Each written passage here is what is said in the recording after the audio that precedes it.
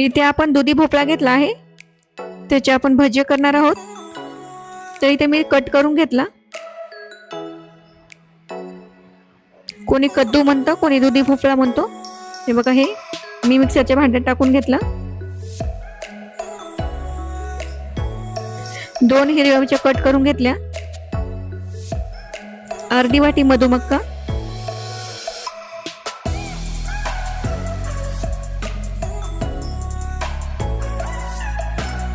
इथे मोड आलेले वाटाणे,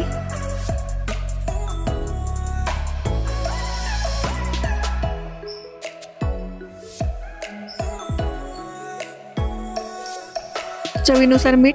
मी तर अर्धा चम्मच मीठ टाकलं, अगदी बरोबर आहे ते.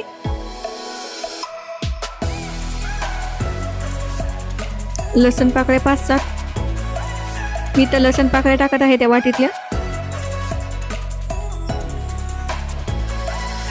आणि त्या वाटीमधले जिरे टाकत आहे, अर्धा चम्मच जिरे.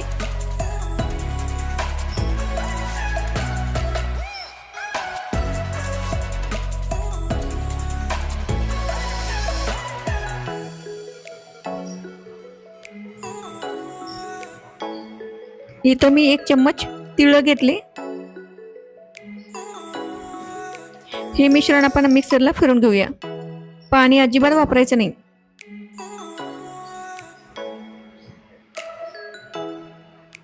इथे बघू शकता, मस्त असं जाडसर आपल्याला वाटून घ्यायचे.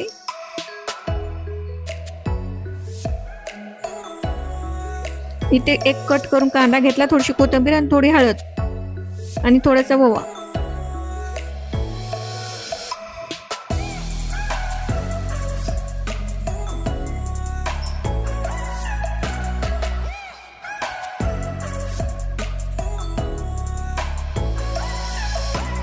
एक चम्मच रवा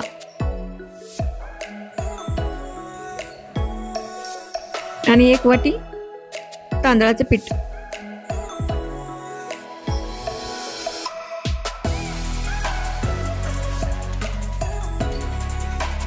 आणि आपण खायचा सोडा टाकूया थोडासा.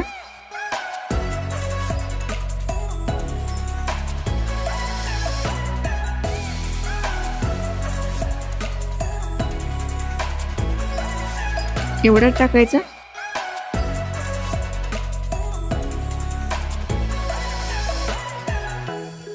या मिश्रणामध्ये पाणी नाही टाकायचं.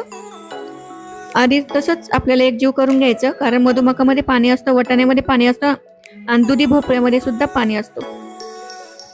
त्यामुळे हे एकजीव करून घ्यायचे आणि नंतरच पाणी टाकून ते व्यवस्थित करून घ्यायचं.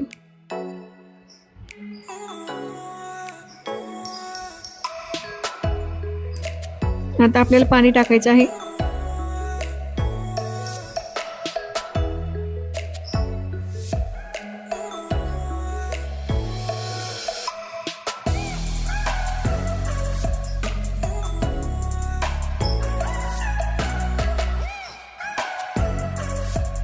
थोडं थोडं करून आपल्याला पाणी वापरायचे.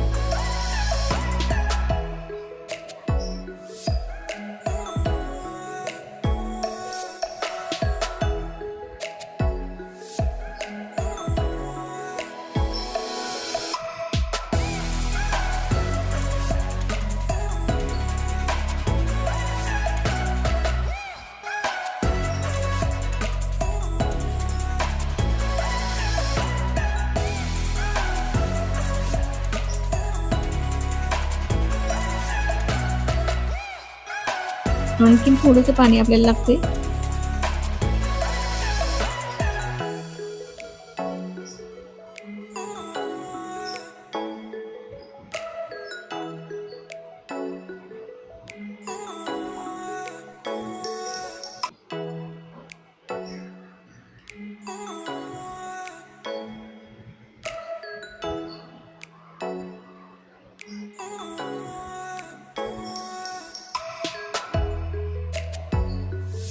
हे बघा, मस्त असं घट्टसर आपल्याला व्यवस्थित असं करून घ्यायचे. हे बघा, आपण असं मस्त केलं. आता आपण इथे 10 मिनिटे आपण झाकून ठेवणार आहोत.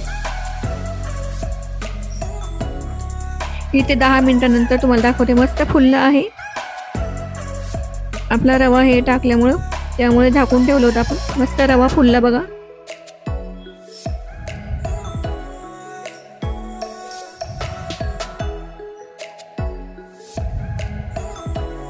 इथे गरम तेल झालं होतं, जास्ती गरम झालं. तुम्ही बघत आहात. आपण भजी काढून घेऊया आता. एकदम आयुर्वेदिक पौष्टिक अशी भजी आहे. पौष्टिक अशी रेसिपी, आयुर्वेदिक अशी रेसिपी तुम्ही नक्की पहा.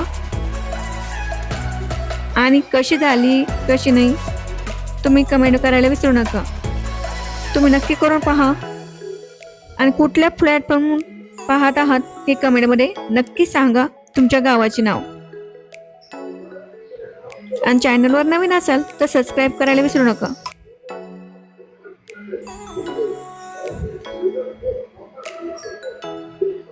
ही आपली भजी तयार झाली आहेत आता.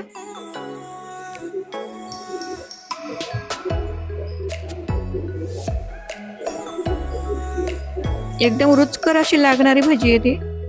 बघा मस्त अशी झालीत आपली भजी. तर आता आपण सगळी भजी काढून घेऊया. इथे बघू शकता सगळी भजी काढलीत मी. तर ही रेसिपी नक्की करून पहा आणि कशी झाली कमेंट करायला विसरू नका. तुम्ही फेसबुकवर पाहत असाल तर फॉलो करा, इंस्टाग्रामवर पाहत असाल तर फॉलो करा आणि चॅनलला सबस्क्राईब करायला विसरू नका. आणि मित्र नातेवाईकांना शेअर जास्तीत जास्त करा. धन्यवाद माझा व्हिडिओ पाहिल्याबद्दल. अशाच नवनवीन व्हिडिओमध्ये भेटूया.